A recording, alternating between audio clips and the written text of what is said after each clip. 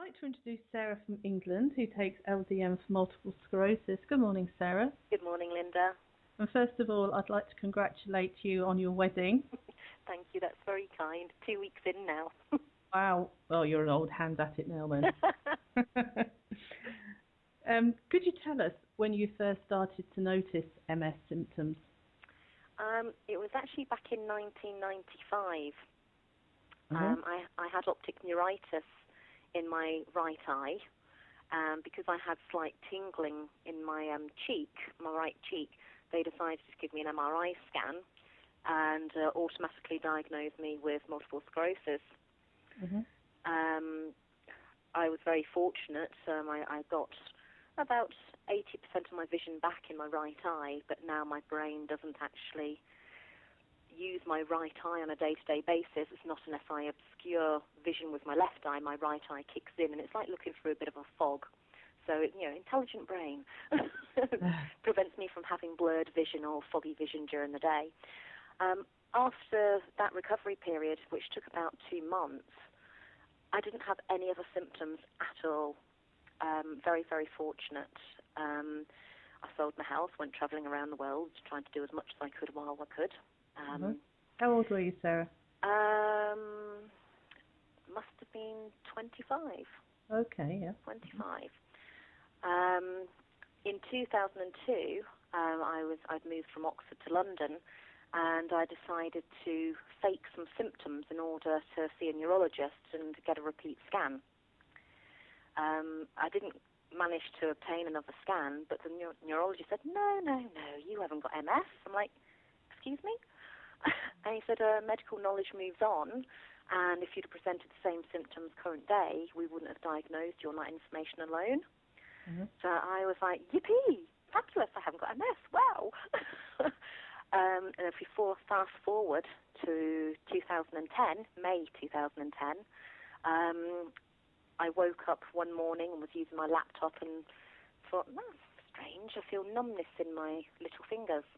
And I could literally feel it travelling across my hand to my middle finger. And I thought, there's something weird here. The next morning, I had a lot of pain in my neck. And by the Wednesday, it was so acute. Actually, it was the same day. By 11 o'clock that morning, I could hardly move my neck. So I went for physio, private physio. I was actually meant to be flying out of the country on the Friday to go to Greece. I was like, I've worked so hard, I'm going to have this holiday. Went to physio. They wouldn't touch me because of the numbness I had in my hand, and referred me to my GP for approval, which the GP gave. I went back and had physio. This is also I could go on holiday. The next morning, I went back for a second session of physio. This is now the Thursday, which was fine. Came home, and 2 hours later, I was walking down the stairs. I thought, I can't feel the stairs underneath my feet. And my feet had started to go numb. The only way I can describe it was like a dental injection. If you're coming around for the dental injection, you can feel yourself touching your jaw, but it feels distant and heavy. Yeah. Like not full feeling. Uh-huh. And the feeling started to travel up my legs, at which point I got myself, I phoned the physio and I said, get yourself to A&E for a head scan. So I went straight into a local hospital who wouldn't give me a scan based on the symptoms I was presenting. I went into meltdown saying, but I potentially had MS and then was told I didn't have it. What's going on? I'm flying out of the country. So we would advise you not to fly out of the country. And I went anyway and had an MRI when I came back from Greece, and subsequently received a diagnosis on the 25th of June 2010 saying, you have MS. I've received the diagnosis from a neurologist that I actually used to work with in Liverpool, who basically told me, yeah, well, you've got MS, Sarah. You're fine. We're not going to give you any medication because you're showing signs of improvement.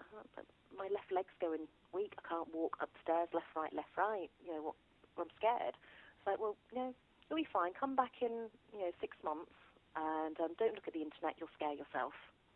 Like, oh, right.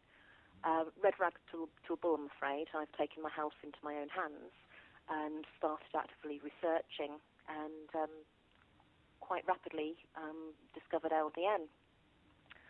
So after many hours of researching, trying to find out people's personal experiences with LDN and to what degree of the disease they had at the time and how it's benefited them, and I think what really compounded it and made me actually start to take LDN was reading the book Honest Medicine by Julia Skopic, which gave such great information at the time and patients' personal experiences of the drug, and it actually helped. So I remember in particular there was one gentleman in America, I think his name was Noel, off the top of my head.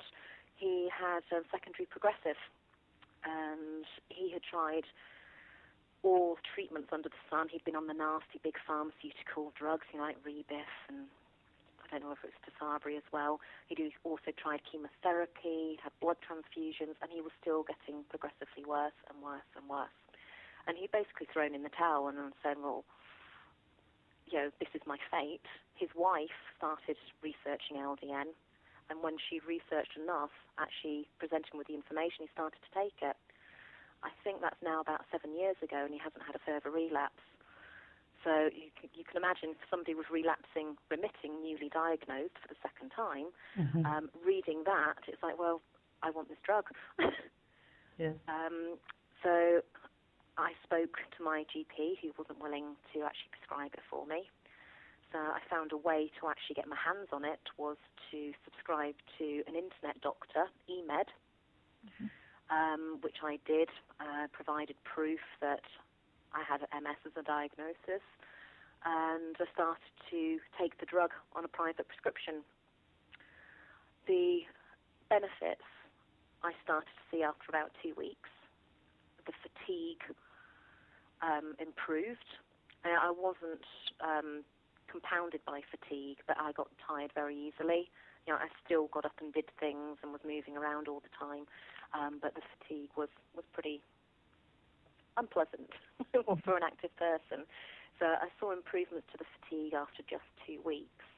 Now this is where it's a little bit patchy with what LDN actually did for me, because I also went to Bulgaria in the August and had treatment for CCSVI, pioneering surgery at the time, of which still isn't available on the NHS, more bureaucracy. So in conjunction with the surgery and LDN, practically all of my symptoms went away. Which obviously I can't stand here and honestly say which did which, but I'd already seen improvements with LDN. What's happened since, here we are 2 years on, it'd be 2 years in July since I started to take LDN. Beginning of this year, 2012, I felt so good in myself.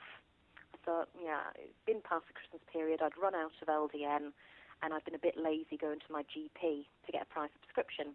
I missed that bit out.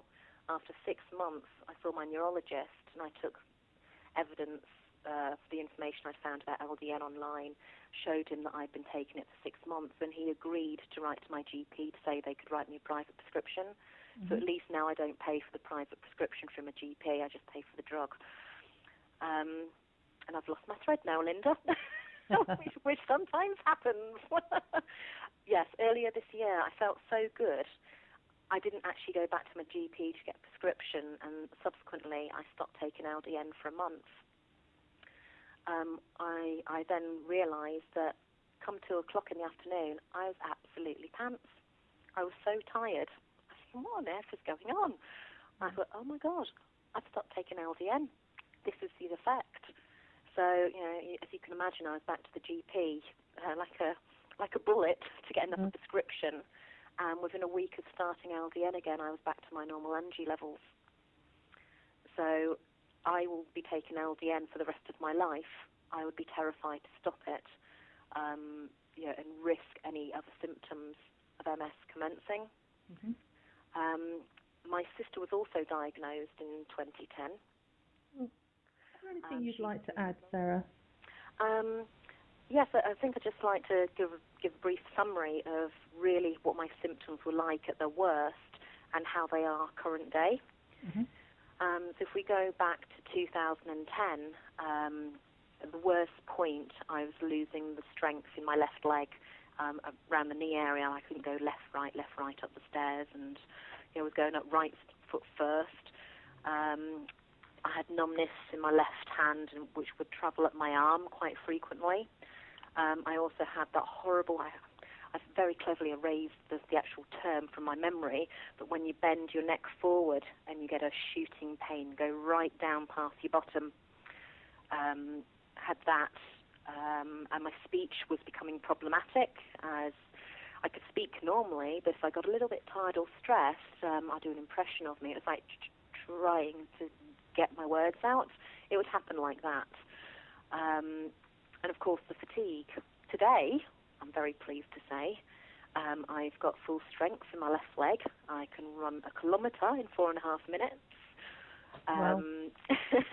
I've only got very slight numbness in my left hand, and it tends to only happen when I decide that I'm Superwoman and can keep going for 24 hours.